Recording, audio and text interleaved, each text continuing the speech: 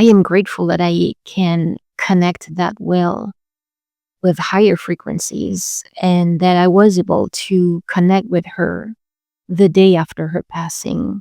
Hi, everyone. This is episode 7. And at the moment, all of my hands are occupied. And as you can see, I'm holding a mic. It's because last night, the ending of episode 6, the last recording of the day that I made, the sound of the phone was not good enough for at a podcast that I'm using to enhance the audio for the videos was like distorting so much my voice, and it was like I am speaking a foreign language that nobody has ever heard on this planet. And I was considering refilming, but at 9 p.m., a heavy concrete wall fell over my brain. My eyes shut down, and I went for whatever was supposed to be a nap. And I woke up like at 2 in the morning and still heavily exhausted, and shut down everything and went to bed. And so episode 6, it's a little bit delayed to come out, but it's going to be fine. And that's why now I took out of its box the mic. And when I'm holding the phone like this, so I'm just losing all of my hands. I am Revin, and this is my unfiltered diary to survive. You have down below in the description the playlist of Broke But Not Broken, this series, if you want to catch up on all of the previous episodes and really understand what this is all about, what I am sharing, when I am crying about, what I am asking help or support about, giving updates, and how is it going along my journey in this definitely brand new chapter of my life, that I decided that if it wasn't for now to make that happen, but like 2 years ago, when would it be in my life? It wasn't really with any surprise when I felt so exhausted last night because it was so earlier. It's true that for the past 5 days, I always finished super late in the morning editing each videos, which was fine, but it was an accumulation of physical exhaustion, of having a bit less of sleep, and most likely the stress, obviously, of the situation, of the emergency surrounding the emergency date. This is how I'm going to call it, where I was supposed to get my current money for the rent and eventually being kicked out. All of that stress of the situation, when episode 6 brought some light, it was like kind of a lifted, and I felt down, but like from the release. That makes sense. I'm still a bit exhausted, so maybe I'm gonna be able to take a nap today. We'll see how it's going to happen. So far, aside from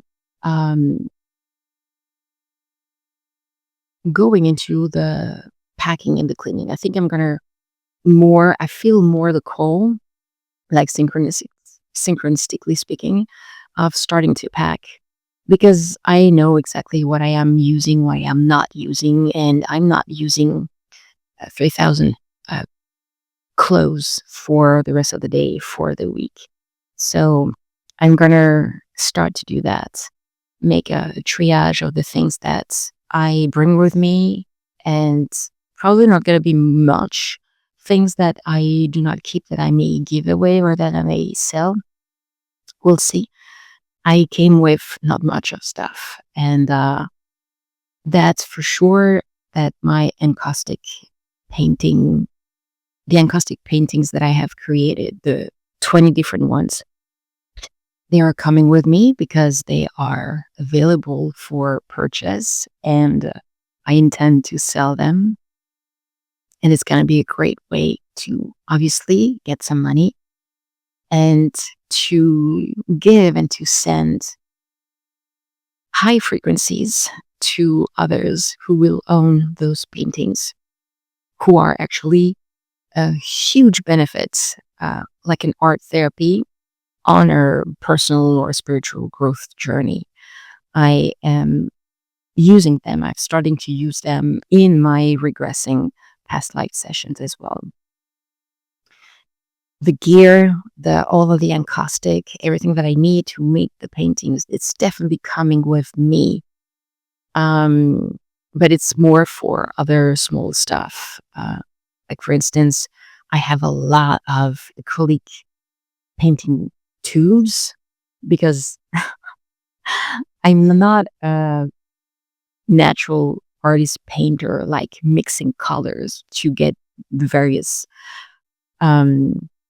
colors and subcolors. And I'm like the lazy one and having all the different colors. So I have mini tubes. So I will probably shrink down the different variation of tones of colors and to not have that many. Painting, practicing the acrylic is an excellent way for me to calm down and to zone out. And there is always a life lessons that I'm learning out of it because I am always connecting and channeling. So I may gonna take a few shots of the packing or the cleaning, and they are not gonna be that long because it's boring for everyone.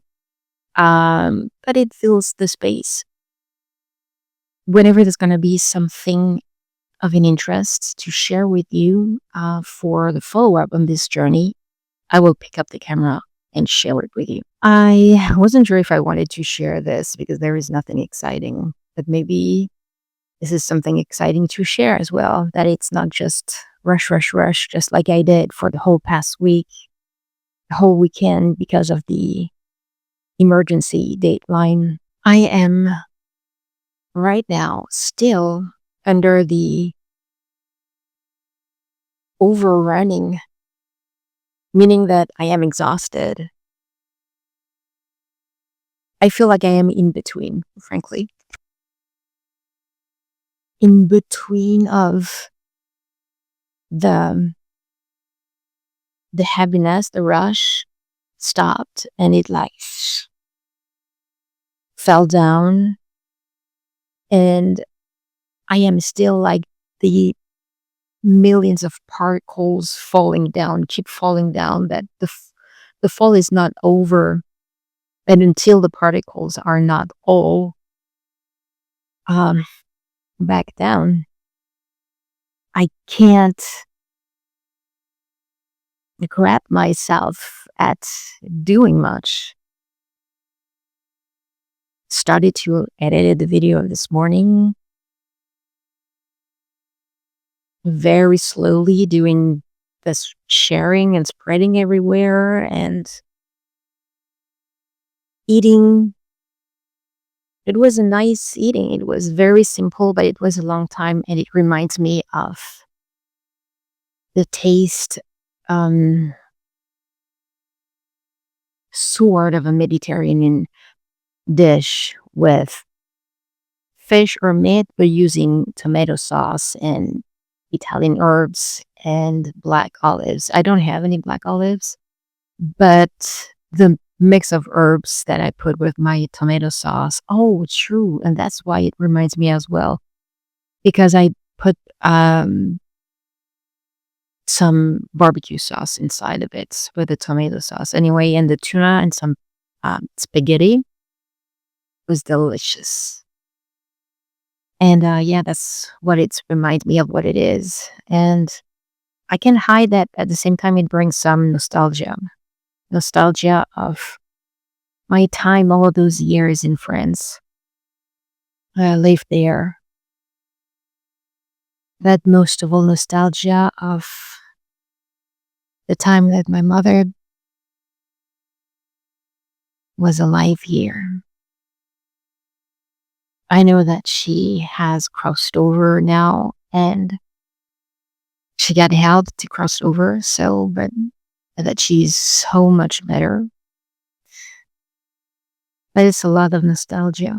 Just like when I was working the week before on the task verse on Germany, looking at all of those pictures about food, local food, meals, it reminded me so much of the way that I grew up. I didn't grow up in Germany. It was in France, but at the border of Germany with Germany at on the east side at Strasbourg.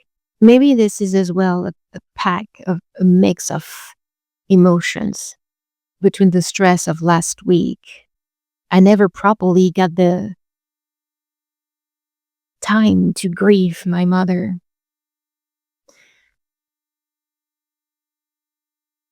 The main difference is really the fact that I had to rush at finding jobs, that I couldn't have the time and properly take the time for that. But at the same time, I am grateful that I can connect that well with higher frequencies and that I was able to connect with her the day after her passing, very shortly to speak with her a little bit, knowing that she's not in the physical world anymore, just like you and I right now, but she's elsewhere, and that I can have a connection that I can feel. It's like the week before, it was the first time that she came in my dreams. She came with another loved one, and she gave me a very interesting, a very surprising lesson, more like a limiting belief that I was having. And I know that many of you as well have, but with the visual of the dream that it happened for. Anyway, it was so funny and weird at the same time. This is something we're going to have to share because it's not just particular for me. Yes, it was for me because of the situation, but it can be related to anyone else as well. So maybe because of all of this, I am going through this phase of physical grieving very differently. It's like a different impact than before for anyone that that died. When you can connect, it's yeah. So I am downloading the videos on TikTok now. I forgot to do it for episode 5, so I have 6 and 5. 6 is almost good. There is really nothing better to say than it's super quiet. I haven't started to pack anything. I feel like I'm probably gonna do it this evening. I'm gonna get out at some point to see a friend. I'm at the moment waiting for my link for the interview for the teaching position. So it's not that there's nothing. I am in waiting of something for today. I don't feel guilty at the same time. I'm not packing. So that's a great sign usually of synchronicity. Otherwise, I would feel a push, guilt of you should do it, or I might even hear it. The fact that I don't, so it's really like not just my body, but my mind. We need to slow down for today. So that's it. I found someone to help me moving out on Sunday, so that's great. It's gonna happen mid-afternoon, but I'm probably gonna start by myself, like a few bags there in the morning. It's not that far. It's 20 minutes roughly of walk. Sometimes the nothing is worth to share as well. Like need to breathe, need to slow down and to accept it as regular as well. All right, so this is going to be the last entry. You can see that the light is different. So it's the night, the evening. And I definitely do not to reproduce I would say the whole debacle of last night was just, now the sound will be good. I'm using a mic, but because I'm still again so exhausted, it was, if I had to pick up a word for today, episode 7 would be exhausted. And go with the flow. Don't try to force at doing something else. This is exactly what I have done. And I am still so tired, really exhausted. The interview has been pushed back at tomorrow or Wednesday. Busy schedule for the interviewers. So I have to wait a bit longer, but it's okay. So since the word of the day was exhausted, so I can give you an idea that I didn't do any packing. Like I thought I would, because it sounded good this morning. But no, my body and especially my brain were not joining at all. And this is where I'm gonna end up for today. Thank you so much for subscribing, following, sharing the video, liking it. Even better, for the comments that you can write down below. And you know what? Even better,